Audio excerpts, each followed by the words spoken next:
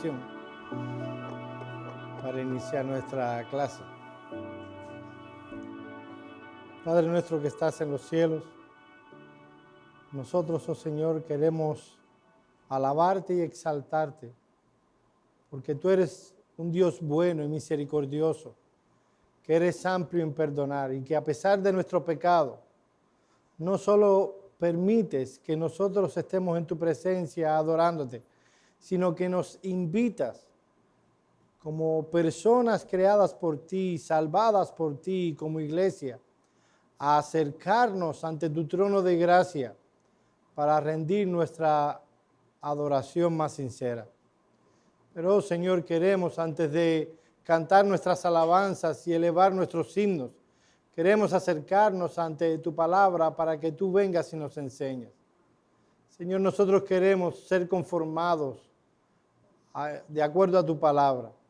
No queremos tomar ninguna decisión como iglesia ni hacer nada como iglesia que no esté en tu palabra. Por eso te pedimos que tú vengas y nos enseñes. En el nombre de Cristo oramos. Amén. Ok. Que te dé uno. Este es nuestro cuarto estudio sobre el tema de las ofrendas monetarias. Y mis hermanos amados, aunque muchas de las cosas que hemos estado compartiendo sabemos que son conocidas por ustedes, no obstante, hemos querido dar información bíblica al respecto, primero por el contexto que nos rodea, donde vemos abusos antibíblicos en cuanto a este tema, y porque muchos de los que están llegando a nuestra iglesia vienen de un contexto de la teología o del evangelio de la prosperidad, donde no solo están practicando algo que no está en la Biblia, lo están practicando pecaminosamente. Así que hemos querido dar esta serie de sermones para dar instrucción a la iglesia y a los que nos visitan al respecto. En nuestro primer estudio comenzamos nuestra serie considerando que un entendimiento de la naturaleza de Dios es necesario para la adecuada aplicación del tema de las ofrendas monetarias en el contexto de la iglesia local. Muchos de los errores que se practican en el evangelio de la prosperidad se debe al hecho de que se ignora la teología propia. La teología propia es parte de la teología sistemática y es la que estudia la persona de Dios, por eso se llama propia. Dado que teología es el estudio de Dios y dado que en esta sección de la teología sistemática se estudia a Dios, entonces se le conoce en teología sistemática a ese aspecto de la teología, se le conoce como teología propia. En nuestro segundo estudio, consideramos que un adecuado entendimiento de la naturaleza de las ofrendas monetarias es importante para una correcta observancia del tema de este tema en el contexto de la iglesia local. Mis hermanos amados, ¿qué cosas son las ofrendas? Bueno, decíamos en aquella ocasión que las ofrendas son adoración.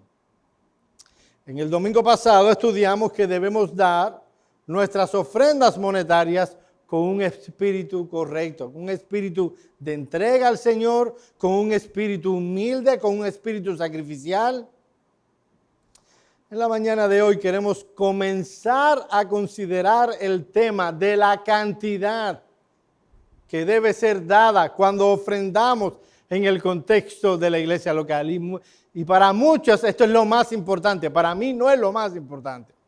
Pero sin duda, si queremos ser bíblicos, aún en este aspecto, es un asunto importante. El tema de la cantidad que debo ofrendar ha traído en nuestros días mucha controversia. Y hay dos extremos que deben ser evitados en este aspecto. Por un lado, están aquellos que exigen a los creyentes practicar dogmáticamente el diezmo, o sea, dar la 10% de todo lo que gana.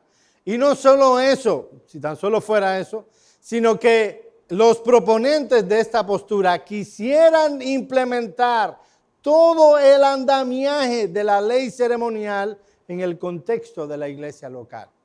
Aquí vemos pastores exigiéndole, si tú siembras maíz, tú debes traer algo que era una costumbre de la ley ceremonial.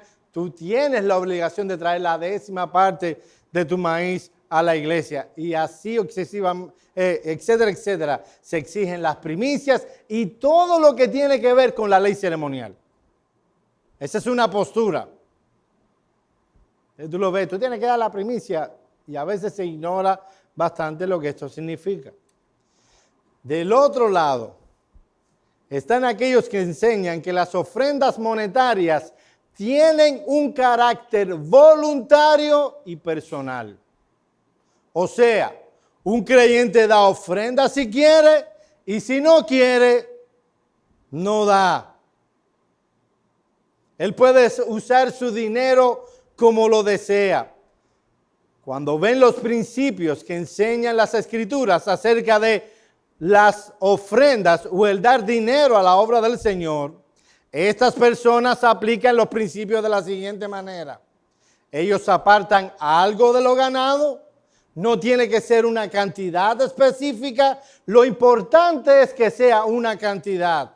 Lo pueden dar para un ministerio X o a un misionero tal, o se lo puede dar a un necesitado. Ellos toman ese dinero y si se encuentran un necesitado, esta es mi ofrenda al Señor.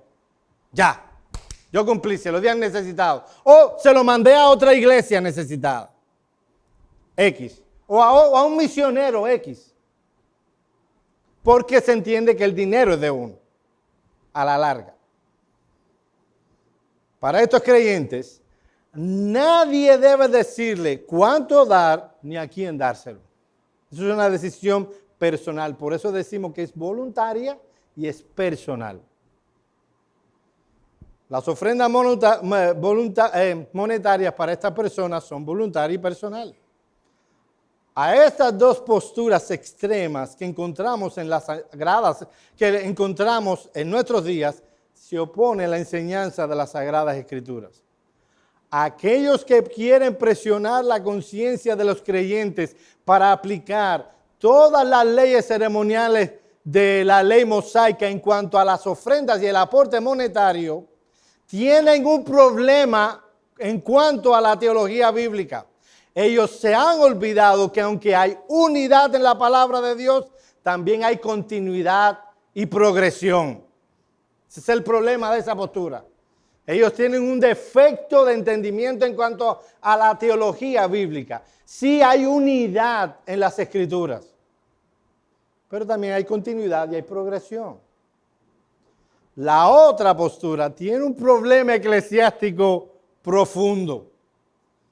Los unos olvidan la continuidad y la progresión. Los otros no toman en cuenta el compromiso que un creyente debe tener con una iglesia local y sus responsabilidades para con esa iglesia. El error de uno se debe a descuidar la teología bíblica, el error del otro es eclesiológico. Ahora bien, mis amados hermanos, ¿qué enseñan las Escrituras al respecto? ¿Debemos exigir a los creyentes el diezmo y todo lo que aparece en la ley ceremonial que tiene con referencia, que se refieren a las ofrendas monetarias? ¿O debemos ver la ofrenda como algo voluntario y personal? Mis hermanos amados, yo creo que sobre todo el Nuevo Testamento, más que voluntario y personal, utiliza la palabra responsabilidad.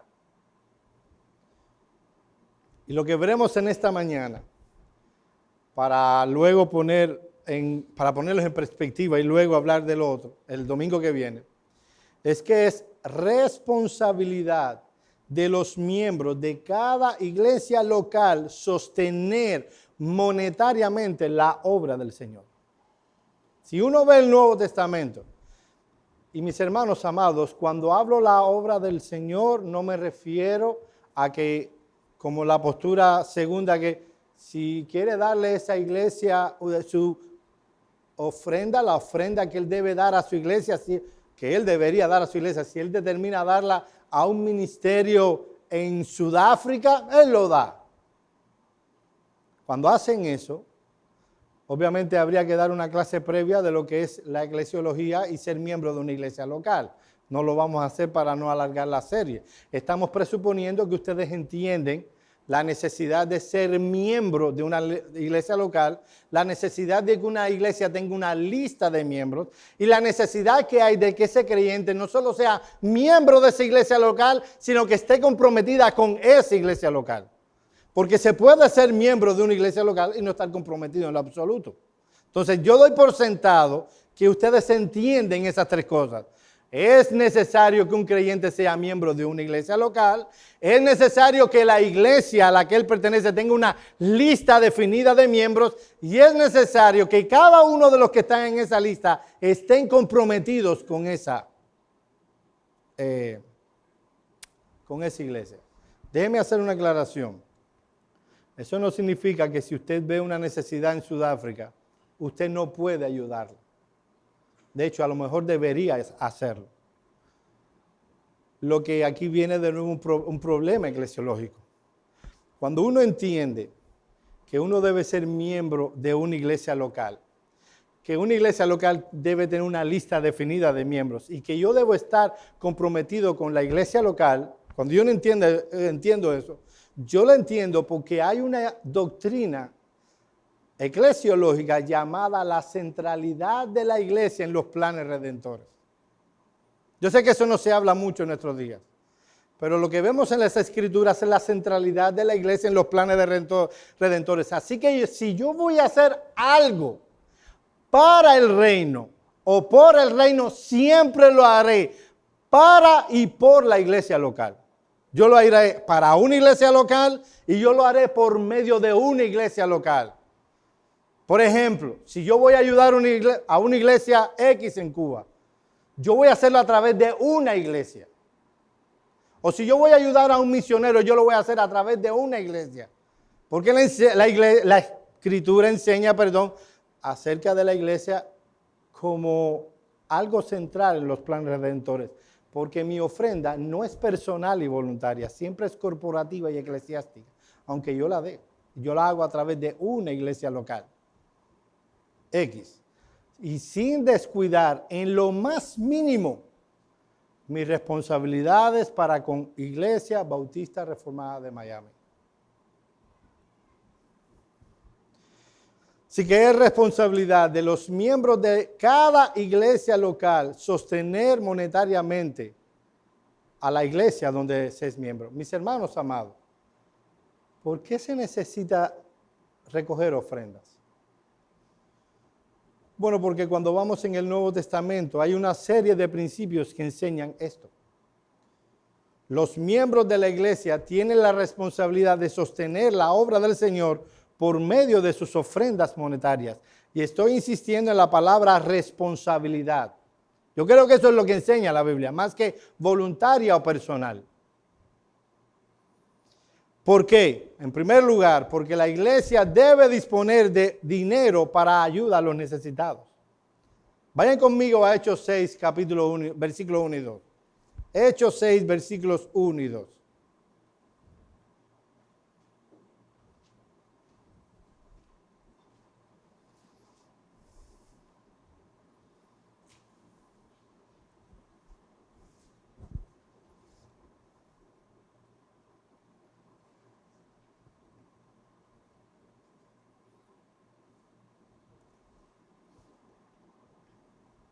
Alguien que lo lea, por favor.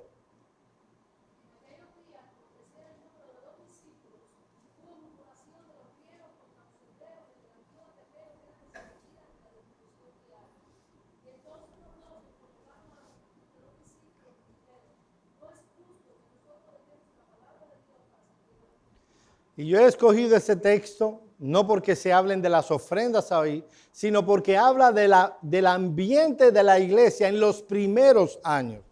Aunque yo no voy a sacar del texto más de lo que enseña, hay varias cosas que son claras en el texto. Y una de ellas es la preocupación que las iglesias del Nuevo Testamento, aún en sus primeros años, tenían como meta y prioridad ayudar a los que son necesitados. La iglesia de Jerusalén en sus primeros años ya tenían un ambiente donde los necesitados, en este caso, ¿quiénes eran los más necesitados?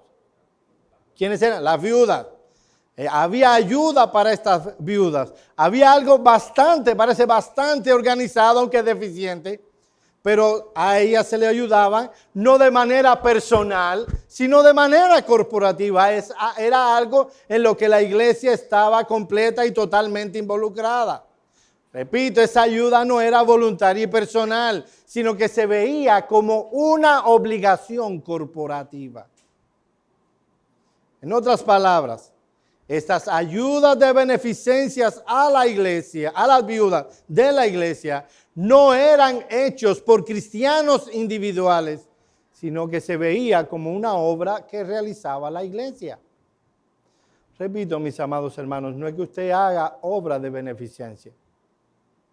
No hay ningún problema con eso. Si usted ve un necesitado en la calle y usted puede juzgar que es realmente un necesitado, hay muchos estafadores que se hacen pasar por necesitados en la calle y ganan más dinero que yo.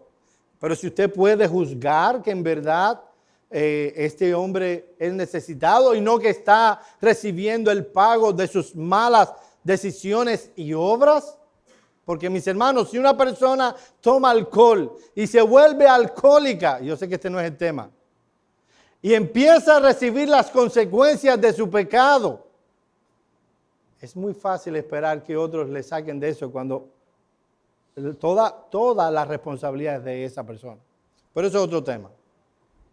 Pero si usted puede juzgar que la persona en realidad lo necesita y quiere ayudar a esa persona, mis hermanos amados, usted estará haciendo una buena obra. Estará haciendo algo bueno. Pero lo que estamos señalando aquí es que desde el mismo inicio de la iglesia, ella estaba involucrada y comprometida a ayudar a las personas que tenían necesidad en su contexto. Y no tenemos que ser muy sagaces para darnos cuenta de que si la iglesia quería involucrarse en ayudar a los necesitados, entonces debía disponer de cierta cantidad de dinero para hacerlo. Un texto más claro todavía. Primera a Timoteo capítulo 5 versículos 3 al 16. Primera a Timoteo capítulo 5 versículos 3 al 16. Y alguien de este lado, quiero que lo lea alto y fuerte, que se entienda. Primera a Timoteo, capítulo 5, versículos 3 al 16.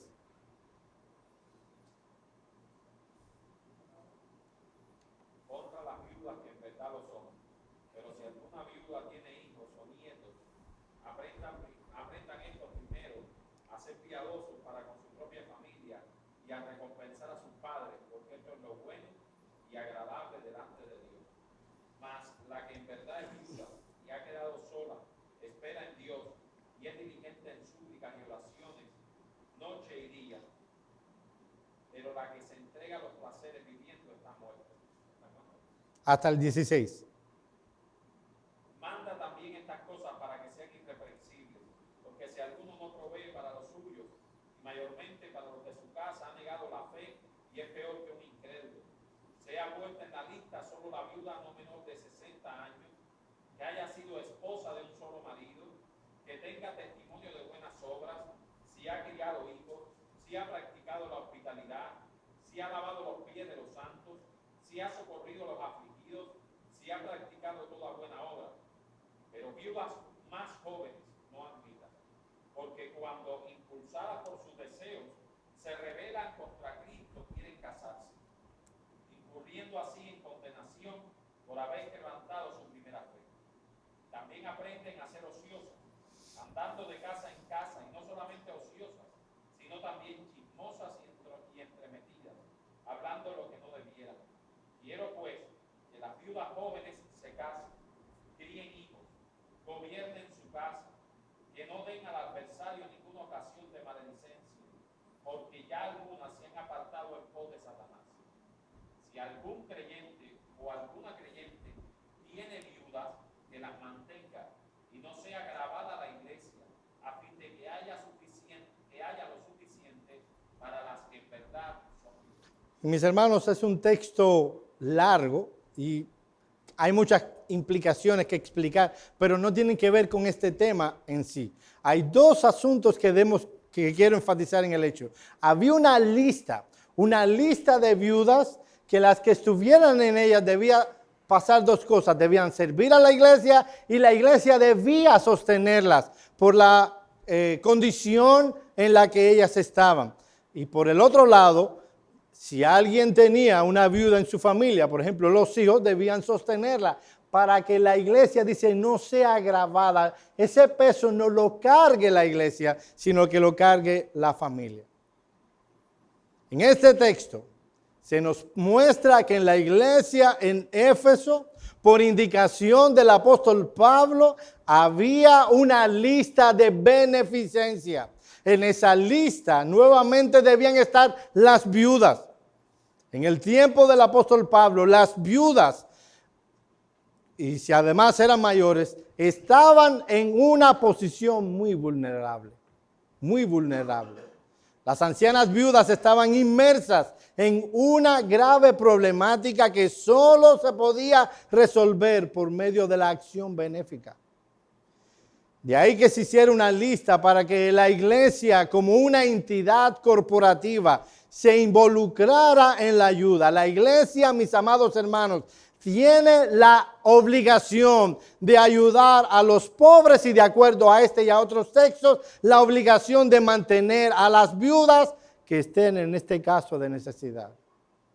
El hacerlo refleja, mis amados hermanos, el corazón compasivo de Dios hacia esas mujeres privadas de su esposo. Miren lo que dice Calvino en su comentario de la primera epístola a Timoteo. Con el vocablo honra, es la primera palabra que aparece en el versículo 3. Pablo no indica ninguna expresión de respeto, sino ese especial cuidado que de ellas debían tener los obispos en la iglesia primitiva. Porque las viudas eran tomadas bajo la protección de la iglesia para que pudiesen ser sostenidas del fondo común. Y noten cómo Calvino entiende que había un fondo común. Se presupone del texto. El significado, sigue diciendo Calvino, de esta forma de expresión es como si dijera, dice Calvino, para seleccionar viudas que han de ponerse bajo tu cuidado y el de los diáconos, tú debes considerar quiénes son realmente viudas. Hay un caso de necesidad con una viuda, la iglesia debe ser sostenida. ¿De dónde sale ese dinero? Del fondo común de la iglesia. Mis amados hermanos, estos y otros pasajes del Nuevo Testamento nos proveen los principios necesarios para entender que la iglesia debe ayudar a los necesitados y que por lo tanto la iglesia debe disponer de un fondo para eso. Cuando un inconverso te dice, ¿y para qué dan dinero a la iglesia? Bueno, es que es una tarea de la iglesia ayudar a los necesitados. Eso es, desde el principio es así. ¿De dónde proviene ese dinero? Bueno, del fondo de las ofrendas que se aportan, del aporte de los hermanos en sus ofrendas. Pero primariamente a los de la congregación, pero no únicamente. Eso depende de las capacidades de la iglesia. Dice el apóstol Pablo que uno debe proveer para los de la familia de la fe primeramente. Por eso yo decía que no son solo estos dos textos, hay muchos textos. Ahora bien, si una iglesia tiene la capacidad para ayudar a los de la familia de la fe, de la iglesia, de otras iglesias, y puede hacerlo también a muchas personas, hará un bien tremendo.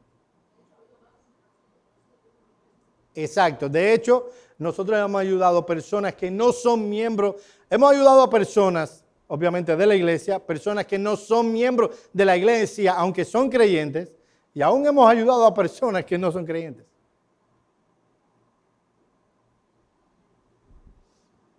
Pero obviamente, como en toda familia, uno primero mira a la familia y luego va siendo gradual en su influencia y ayuda. Pero lo que se quisiera es tener para los de la familia de la fe de nuestra iglesia, de otras iglesias, y poder ayudar a todo el que podamos hacerlo. Ahora, no solo se necesita dinero para ayudar a los pobres. Hay algo más que se enseña en el Nuevo Testamento y que requiere dinero. ¿Alguien sabe? El sostén de los pastores. Mis hermanos amados, estas son las prioridades que debe tener una iglesia a la hora de invertir y gastar su dinero. Antes de pensar en un local, antes de pensar en comprar guaguas para atraer a personas, estoy pensando en cosas que iglesias gastan su dinero.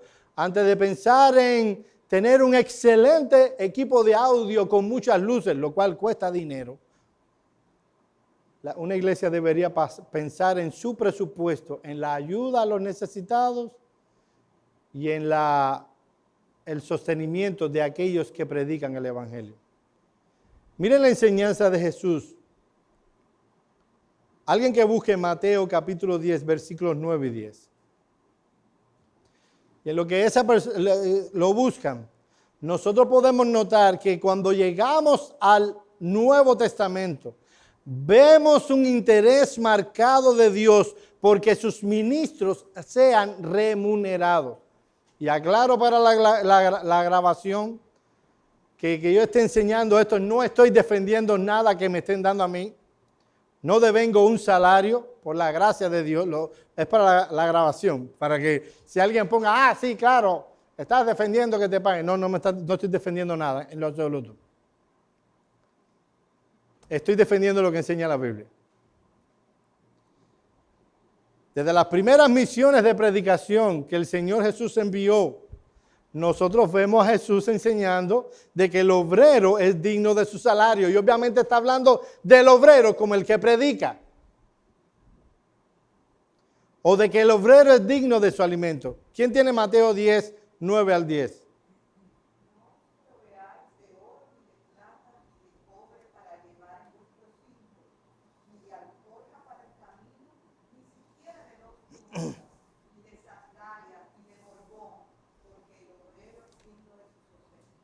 El obrero es digno de su sostén. ¿Saben lo que pasa? A la larga, cuando vemos creyentes hablando en contra de sostener a un pastor, ven al oficio pastoral como un oficio extraordinario, no como un oficio ordinario. Lo ven como todavía no se han podido despojar de la mentalidad franciscana del catolicismo romano. Entonces lo ven como los ermitaños de la Iglesia Católica. Es la visión que se tiene, y no como un oficio ordinario. Sin embargo, la Escritura lo ve de esa manera. Por eso las palabras que utiliza Pablo para referirse a su oficio, a su trabajo, son las mismas que se usaba para un constructor. Porque eso es lo que es un trabajo.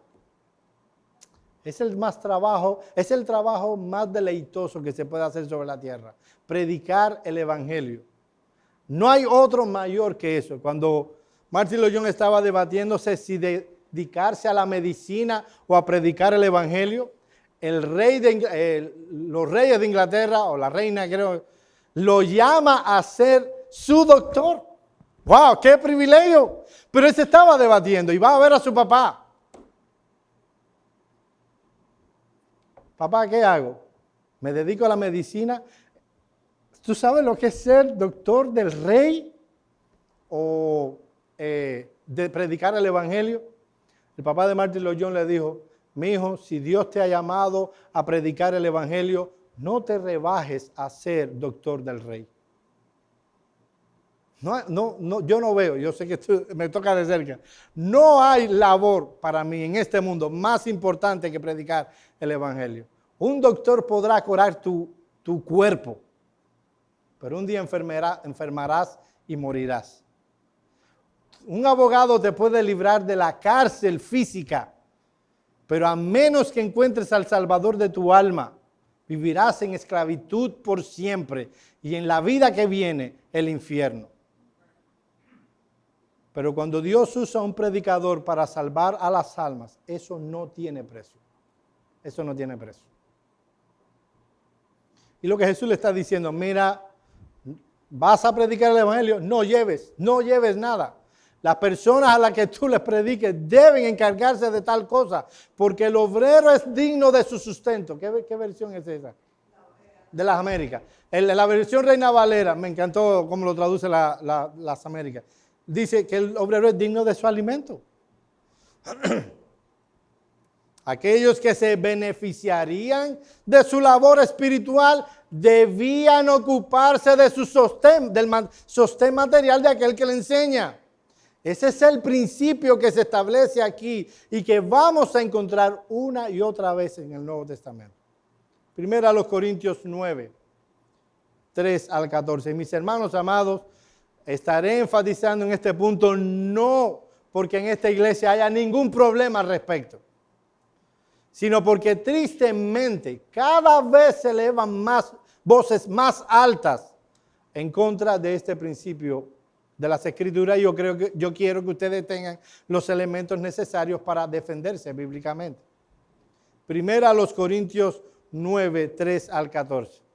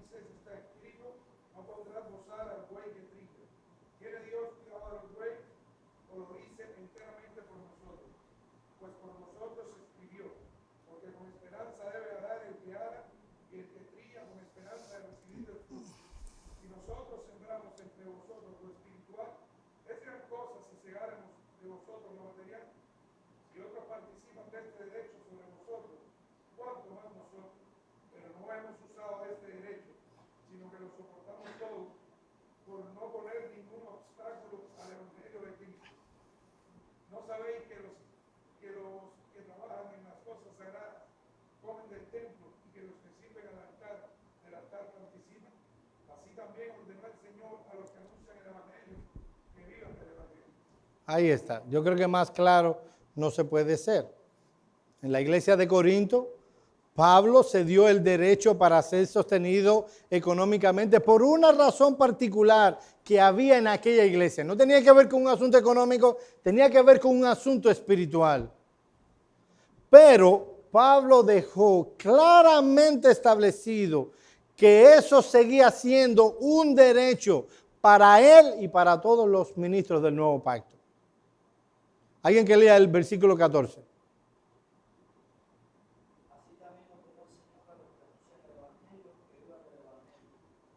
Mis hermanos amados, ¿de qué manera les habló esto el Señor?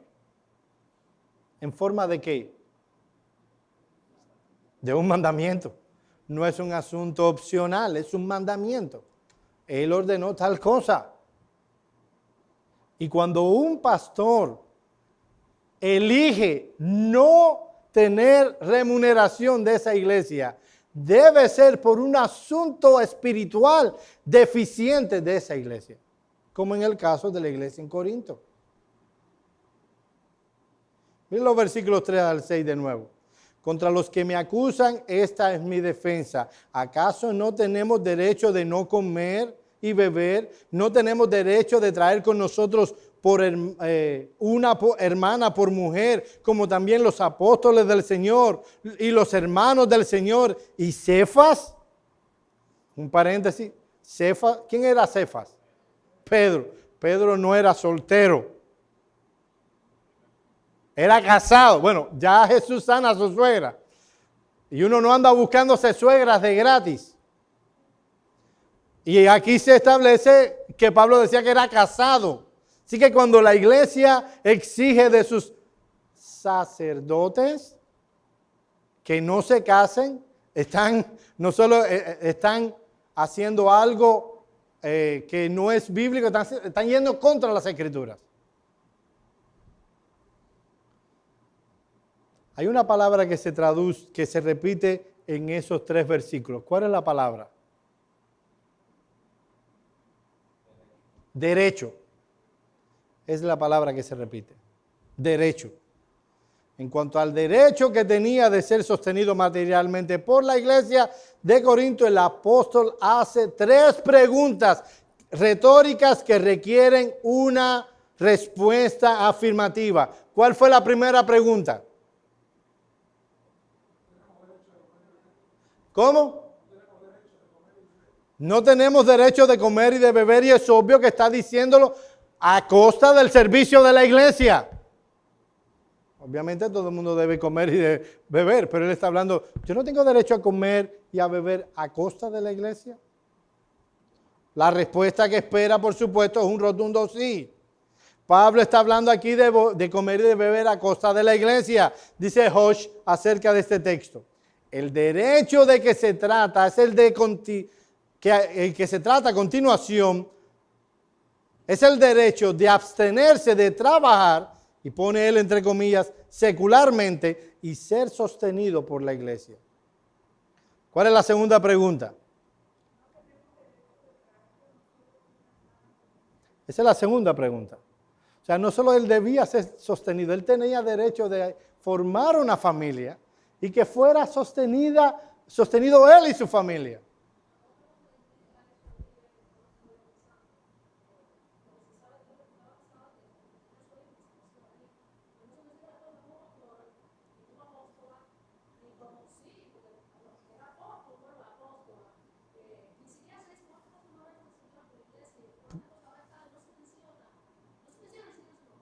Tan solo conseguir a Pedro, y sabemos cómo Pedro probablemente terminó.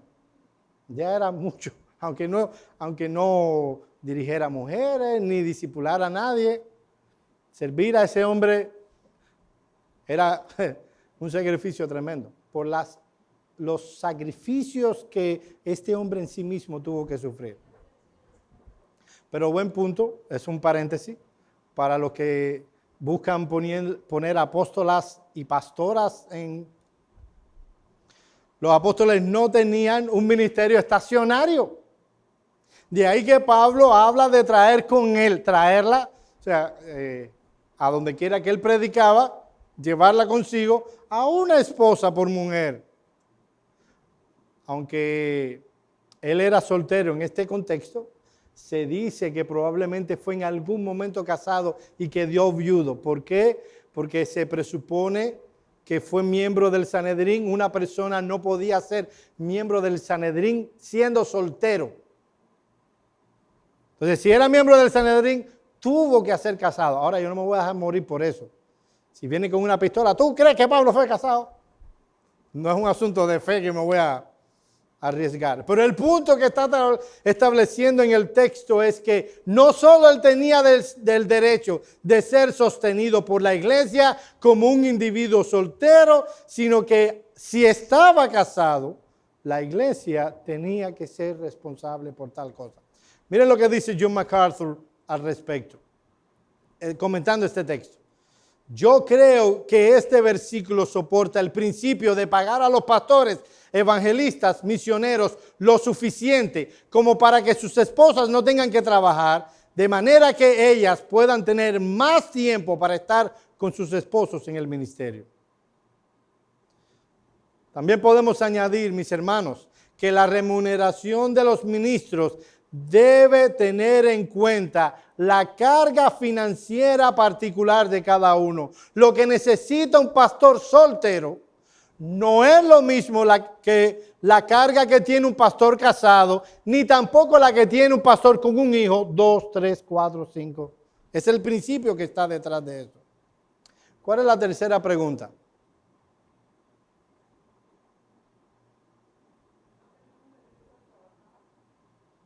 ¿O solo yo y Bernabé no tenemos derecho de no trabajar?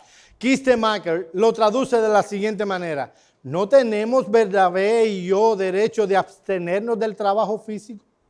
Otra vez la respuesta es afirmativa. Ellos tenían el derecho de dedicarse exclusivamente a la obra espiritual, siendo sostenidos materialmente por la iglesia. Luego, el apóstol Pablo en el versículo 7 utiliza 3 preguntas retóricas. ¿Cuáles son?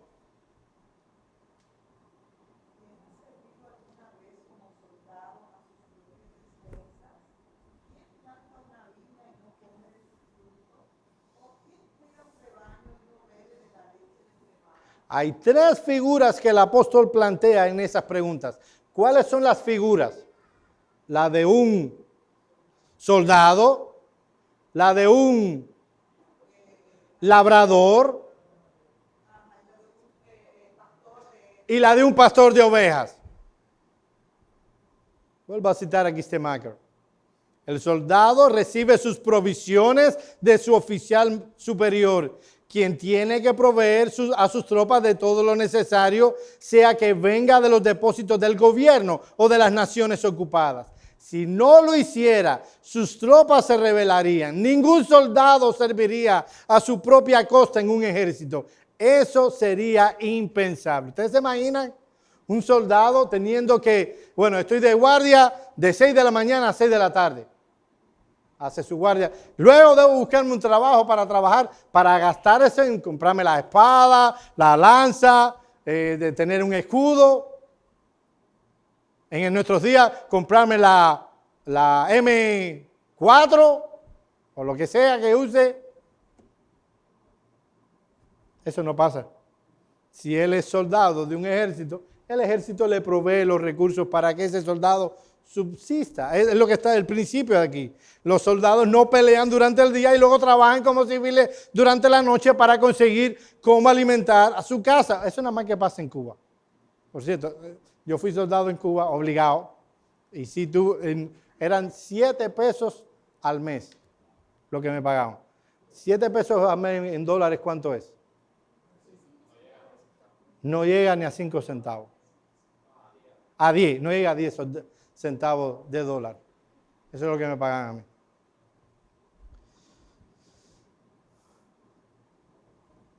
En otras palabras, como dice el texto, ellos no sirven a sus propias expensas. La segunda es la de un viñedo, un labrador que siembra una viña.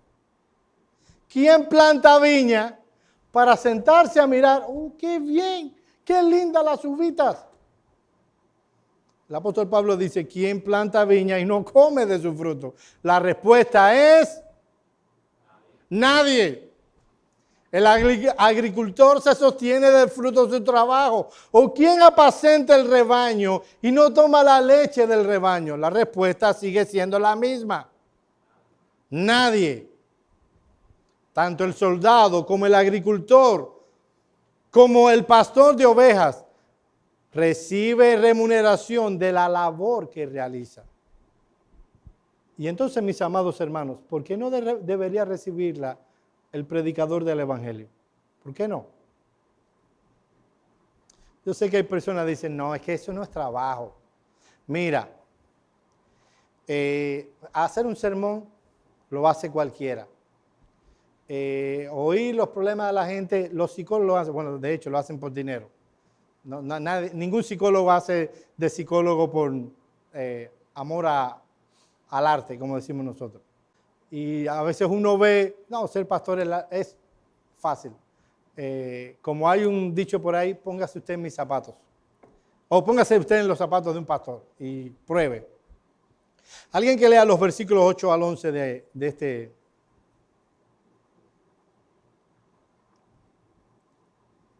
Digo esto solo como hombre. ¿No dice esto también la ley? Porque la ley de Moisés está escrito, no podrás usar a cualquier niña. ¿Tiene Dios cuidado de los bueyes? O lo dice enteramente por nosotros. Pues por nosotros se escribió, porque con esperanza debe arar el que ara, y el que brilla con esperanza de recibir el fruto. Hasta el 11. Si nosotros sembramos entre vosotros lo espiritual, es gran cosa si segáremos de vosotros lo material. Fue en pregunta. Dice, si nosotros sembramos lo espiritual, ¿es gran cosa cegar lo material? En otras palabras, ¿qué es más importante? ¿Lo espiritual o lo material? Lo material no es gran cosa pedirla. Pablo quiere mostrar que sus consideraciones sobre la remuneración del ministro no se basan únicamente en observaciones axiomáticas, sino que es la clara enseñanza de la palabra de Dios. Ese texto que está citando el apóstol Pablo aparece en Deuteronomio 25:4. Y la pregunta del apóstol Pablo, detrás de ese texto la preocupación única tenía que ver con los bueyes. Lo que establecía Deuteronomio 25:4 es que cuando uno estuviera arando o usando un buey en el arado, no debía ponerle un bozal. Debía dejarlo libre para que el buey pudiera alimentarse mientras estaba realizando su función.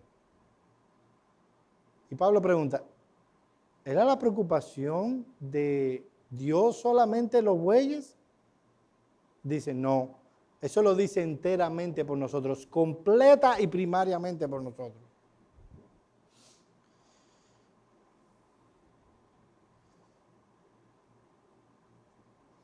Déjenme citar otro texto, Gálatas 6:6, por asunto del tiempo.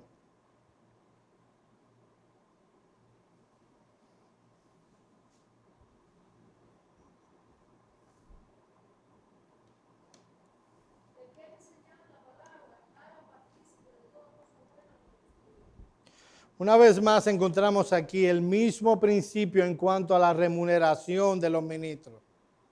El que es enseñado en la palabra debe mostrar su aprecio hacia aquel que le enseña, haciéndole partícipe de toda buena cosa.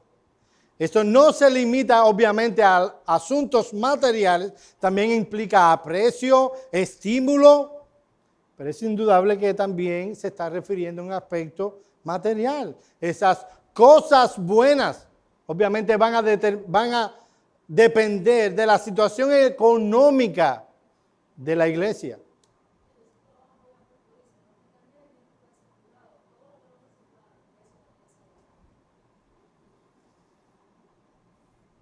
Al igual que en 1 Corintios 9:11, la iglesia debía de tener en cuenta este asunto. 1 Timoteo 5:17 y 18.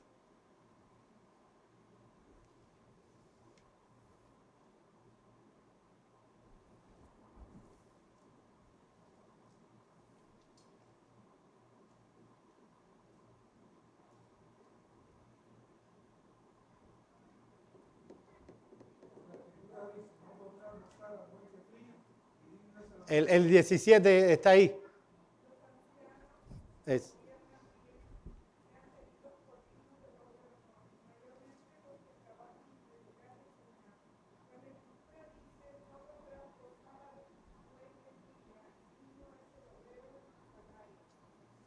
De nuevo, Pablo descansa su argumentación en la Escritura, planteando la unidad, ¿recuerdan de lo que estaba hablando ahorita?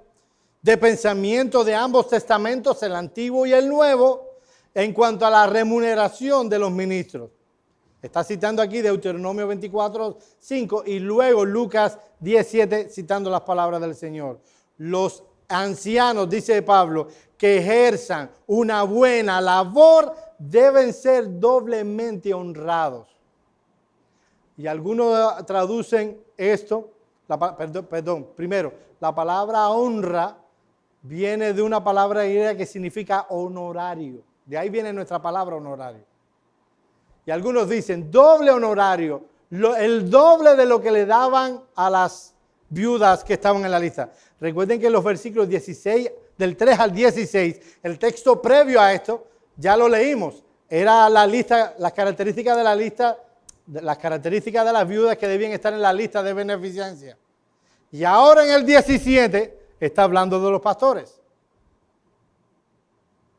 Y algunos dicen, debe ganar el doble de los de la viuda. Otros dicen, debe ganar el doble, el reconocimiento de la iglesia y el salario. Cualquiera de los dos para mí está bien. Ahora, noten que si un anciano hace bien su trabajo, debería ser remunerado.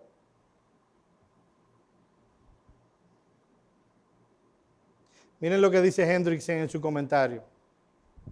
El anciano merece ser honrado, particularmente si su labor se destaca por su calidad. Este honor es debido especialmente a los que trabajan en la predicación y la enseñanza. Y esto implica, por cierto, que su trabajo debería también ser recompensado de un modo material. El hombre que dedica todo su tiempo y esfuerzo en la obra del reino ciertamente merece un buen salario. Alguien que lea de nuevo el versículo 17. Los ancianos que gobiernan bien sean tenidos por dignos de doble honor, mayormente los que trabajan en predicar y enseñar. Ahí está. Ellos se dedican a predicar y enseñar y lo hacen bien. Conclusión.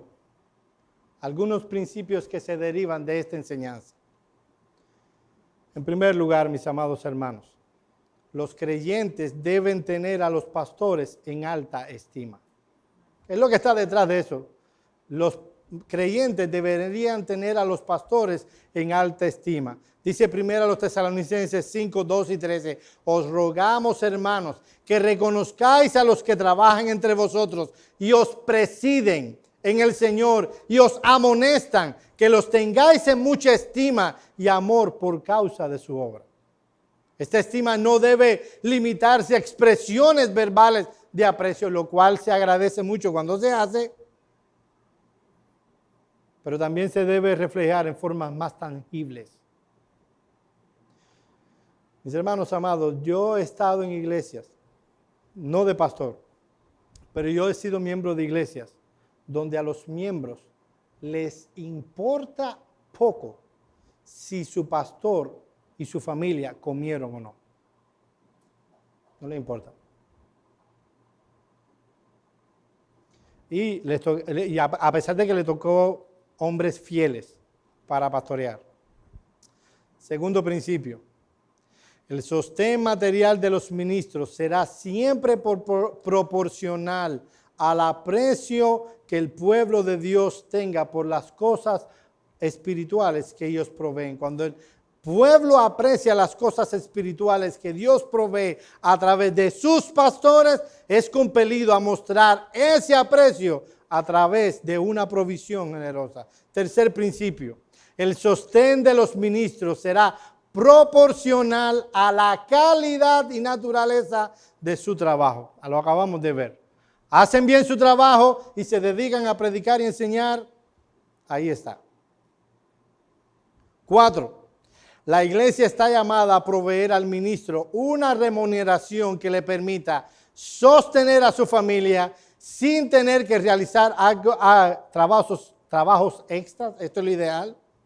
Así como también proveer para los recursos necesarios para su labor. Yo voy a citar un manual que confeccionaron los diáconos de Trinity Baptist Church. Estuvimos hace poco nosotros tres ahí, Daniel, Tello y yo. Los diáconos crearon un manual de diaconía. Y yo voy a citar ahora lo que estos hombres pusieron ahí. Dicen ellos, debemos ser sensibles a las obligaciones del hombre como hombre cristiano y como pastor. Por ejemplo, él debe mantener una buena conciencia de que está proveyendo para su familia. 1 Timoteo 5:8. Que es capaz de compartir con los demás. Efesios 4:28. Y que puede cumplir su deber de mostrar hospitalidad. 1 Timoteo 3:2. Estas cosas deben estar en cuenta. Y luego dice en otra parte en ese manual, los diáconos de esta iglesia. La iglesia debe revisar la compensación de manera periódica y oportuna, tomando en cuenta, 1, el incremento del costo de la vida. 2, una comparación general de los niveles de ingresos promediados de la congregación.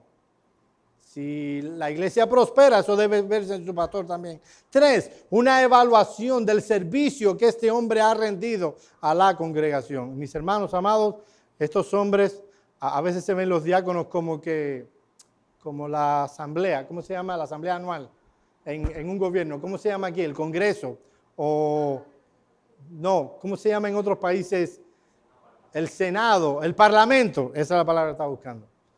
Haciendo contrapeso al pastor. No, estos eran hombres que aman la obra del Señor, aman sus pastores y que están procurando implementar lo que la Biblia enseña al respecto. 5, quinto principio. Deben tomar en cuenta igualmente la necesidad que tiene el pastor de recursos tales como libros, revistas teológicas, capacitación, etc. Cada iglesia debe proveer estos recursos en la medida de sus posibilidades, entendiendo que el crecimiento del pastor siempre va a redundar en beneficios espirituales para la iglesia a través de una administración efectiva. Y en último lugar, la prosperidad de los miembros de la iglesia debe reflejarse en el sostenimiento del ministro. Debe reflejarse. ¿Alguna pregunta, mis amados hermanos? Ahí. ¿Son 2 preguntas o es que para que yo la vea bien? ¿Que quiero una? Ok. Gracias. Sí.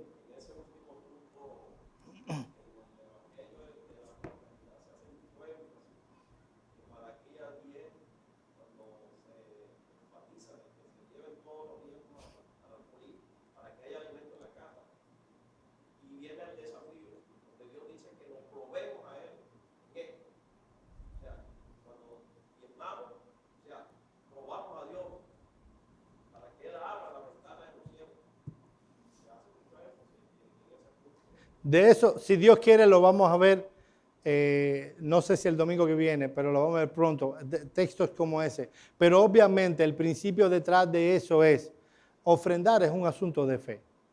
Ofrendar es un asunto de fe. Obviamente uno está quitando algo que puede ser usado en un bill. Y Dios está diciendo, pruébame en esto, pruébame. Porque mis hermanos, el Dios, por eso empezamos con Dios, nuestro Dios es fiel. Y Él provee para nosotros, aun cuando no damos nada. Entonces, pero sí. El punto aquí, del último punto, es que la teología de la prosperidad dicen, dame dinero y vas a prosperar, aunque solo Él prospera. El principio que estamos hablando aquí es, si la iglesia prospera, si los miembros de la iglesia prosperan, bueno, eso debe verse también en el pastor. O sea, primero la iglesia prospera y luego vamos a ver qué pasa con el pastor. Pero es diferente, sí.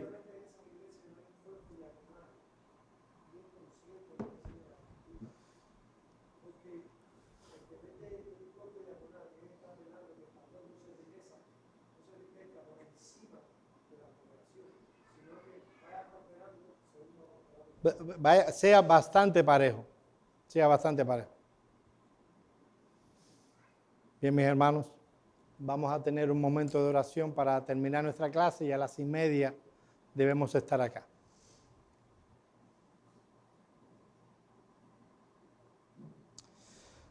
Padre nuestro que estás en los cielos, nosotros te agradecemos por tu palabra.